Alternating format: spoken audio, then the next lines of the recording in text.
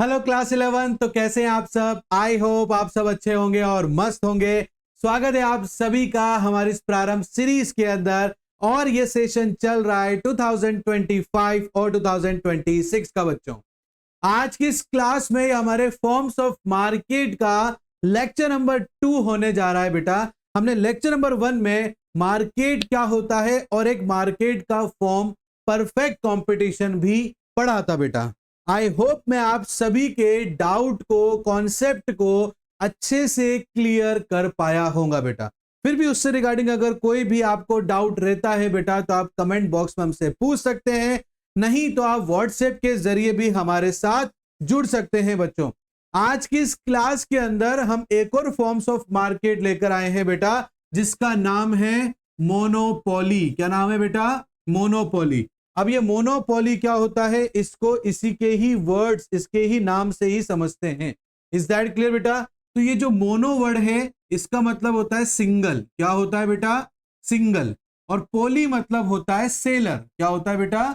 Seller. मतलब market में एक ऐसा व्यक्ति होता है जिसके अलावा उस पर्टिकुलर प्रोडक्ट को मार्केट में कोई और दूसरा नहीं बेच सकता है। ऐसे मार्केट को मोनोपोली मार्केट कहते हैं। मैंने आपको बताया बेटा इसमें कि मोनो मतलब होता है सिंगल, पॉली मतलब होता है सेलर। मतलब मार्केट में ऐसा सेलर भी है जिसके अलावा उस पर्टिकुलर प्रोडक्ट को और कोई नहीं बेच सकता है।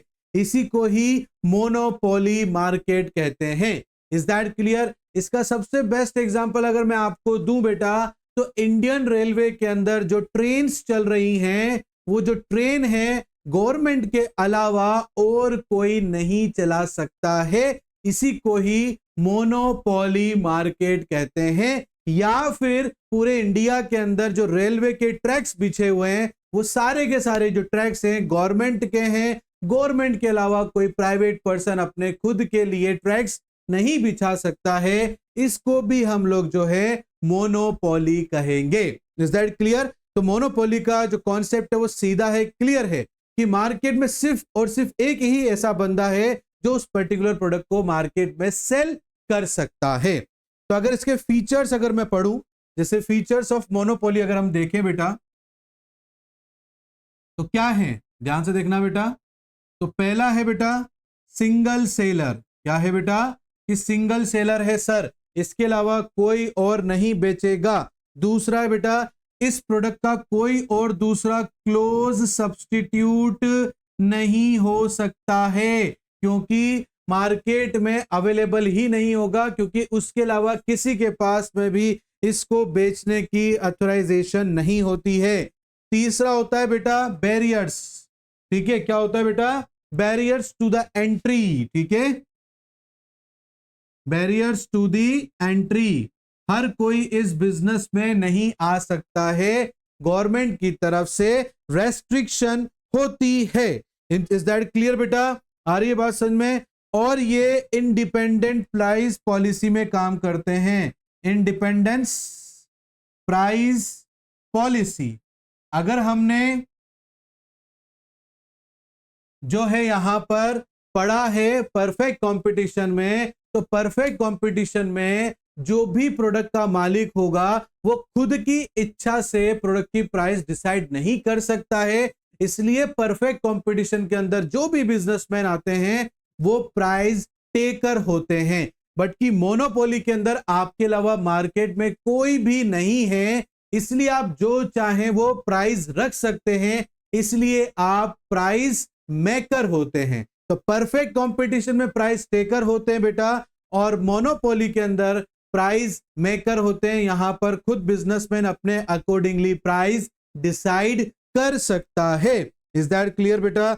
आ रही है बात समझ में आप लोगों को? और यहां पर जो एआर और एमआर कर्व होते हैं वो हमेशा डाउनवर्ड स्लोपिंग कर्व होते हैं। अगर मैं इसको किसी टेबल से आपको समझाऊं तो प्लीज ध्यान से देखना बेटा।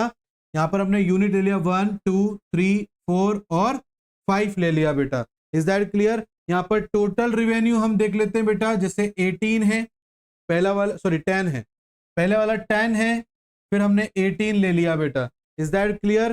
फिर 24 ले लिया, 28 ले लिया और 30 ले लिया। अब एवरेज रिवेन्यू कैसे निकालेंगे बेटा? इसमें हम लोग टोटल रिवेन्यू को डिवाइड करना है यूनिट से, तो 10 को 1 से डिवाइड करा तो यहाँ पर 10 ही आएगा बेटा। 1 की टेबल में 10 बार आता है बेटा। 2 की टेबल में 18 9 बार आएगा बेटा। 3 की टेबल में ये बेटा 24 कितनी बार आएगा? 3 8 जा 24 हो जाएगा बेटा, है ना। और 4 7 जा 28 हो जाएगा, मतलब 28 को डिवाइड करना है 4 से, 30 को 5 से डिवाइड करना है तो 6 आ गया बेटा। तो यहाँ आप देखोगे टोटल रिवेन्यू डिक्लाइन हो रहा है। ऐसे ही मार्जिनल रिवेन्यू भी क्या हो जाएगा? डिक्लाइन हो जाएगा। मार्जिनल रिवेन्यू क्या होता है बेटा? मैंने पहले बताया था, डिफरेंस, टोटल का डिफरेंस। 10 के ऊपर तो कोई नहीं, तो बेटा 10 तो एज इट इज लिखेंगे, बट इन दोनों के बीच का गैप 8 हो गया बेटा। इन दोनों के बीच का गैप कितना हो जाएगा बेटा? 19 20 21 22 23 24, मतलब 6 हो गया बेटा।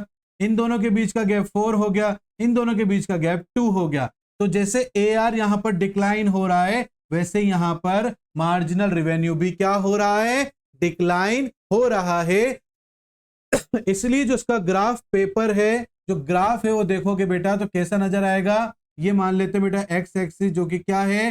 कमोडिटी का है, और ये वाई एक्सिस है बेटा जो कि आपका AR और MR के लिए है। दोनों देखो सेम पॉइंट से स्टार्ट हो रहे हैं, सपोज करो यहां से, ठीक है। तो ये ऐसे जा रहा है और ये भी ऐसे जा रहा है। इज दैट क्लियर बेटा? ये बाहर वाला तो जो है AR है, अंदर वाला जो है ये MR कहलाएगा। तो यहां पर मोनोपोली के अंदर एवरेज रिवेन्यू और मार्जिनल रिवेन्यू यहां पर क्या होता है बेटा? डिक्लाइन की या डाउनवर्ड स्लोपिंग कर्व होता है बेटा।